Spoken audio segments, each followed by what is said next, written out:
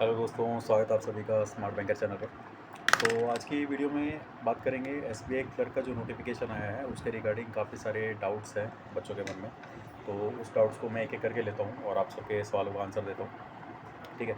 बाकी अगर आप लोग चैनल पर नए हो तो प्लीज़ चैनल को सब्सक्राइब कर लीजिए। और मैंने वीडियो बनाया हुआ है कि एसबीआई क्लर्क में मैंने कैसे 88.5 मार्क्स स्कोर किया था प्रीलिम्स में, ठीक है। मैंने उसका डिस्क्रिप्शन में अपना स्कोर कार्ड भी डाला हुआ है, मतलब चैनल पर मैंने अपना स्कोर कार्ड डाला है, प्लस स्ट्रैटेजी बताई कि किस तरीके से आप लोग 80 प्लस स्कोर कर सकते हो।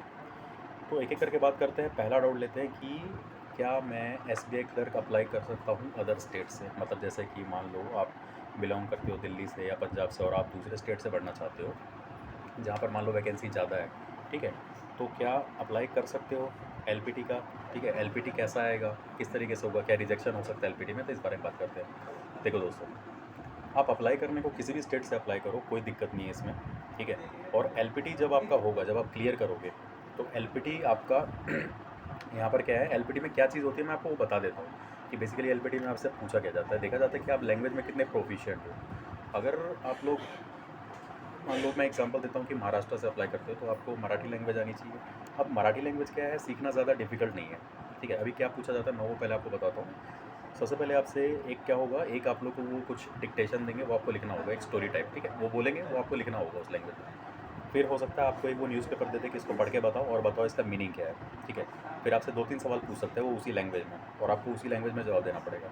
अगर इतना आप लोगों ने कर दिया ठीक ठाक तरीके से तो आपका एलपीटी क्लियर हो जाएगा, ठीक है।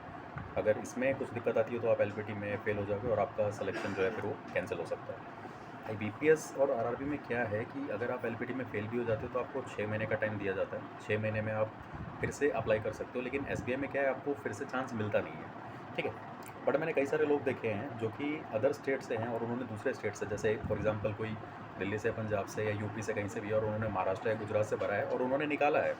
मतलब एलपीटी के लिए जब आपका सिलेक्शन हो जाएगा तो एलपीटी के लिए आपके पास सिलेक्शन से डीवी के बीच में टाइम होता है। चाहो तो आप उसमें कई लैंग्वेज जो कि सीख सकते हो, जैसे मान लो मैं मराठी की बात करूँ तो मराठी ईजी लैंग्वेज है, आप वो सीख सकते हो, देवनागरी लिपि में होता है।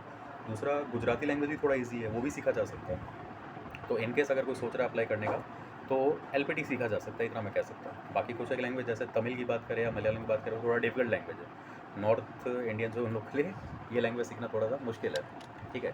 तो अगर एलपीटी का मतलब इतना ही रोल है, तो अगर आप अप्लाई करना चाहते हो तो कर सकते हो, कोई दिक्कत नहीं है उसमें, ठीक है।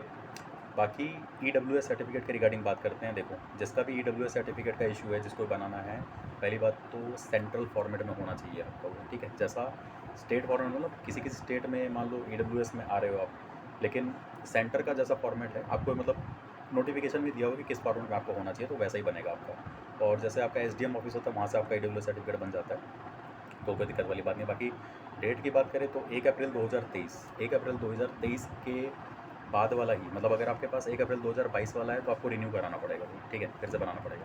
तो अगर 1 अप्रैल 2023 के बाद आपका बना हुआ है तो वो आपका मतलब वैलिड होगा ईडब्ल्यू सर्टिफिकेट। अब कुछ एक बच्चों की क्वेरी है कि सर हमने अभी तक सर्टिफिकेट बनवाया नहीं है, क्या हम अप्लाई कर दें, बाद में बनाएगा तो चलेगा?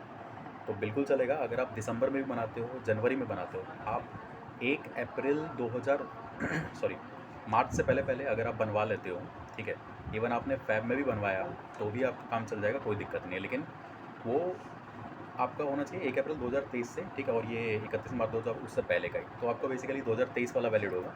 तो अगर फॉर्म निकल गया, आप लोगों ने नहीं बनवाया तो अभी भी अप्लाई करते हो और बन जाता है, तो कोई दिक्कत नहीं है, ठीक है। तो आई होप कि आपकी इसमें मैंने एलपीटी से रिगार्डिंग कौन से स्टेट से अप्लाई करना चाहिए, प्लस ईडब्ल्यूएस सर्टिफिकेट के बारे में, सबके रिगार्डिंग मैंने आपका कॉन्सेप्ट इसमें थोड़ा क्लियर किया होगा। अगर आप लोग को वीडियो अच्छा लगा तो इसे लाइक करके जाइएगा। बाकी चैनल पर नए हो तो इसको सब्सक्राइब कर लीजिए। और बाकी कोई भी डाउट और है इसके अलावा तो कमेंट सेक्शन में मुझे लिखिए, मैं आप लोग को बताऊँगा उसके बारे में, ठीक है। मैं ज़रूर रिजॉल्व करने की कोशिश करूँगा उसे।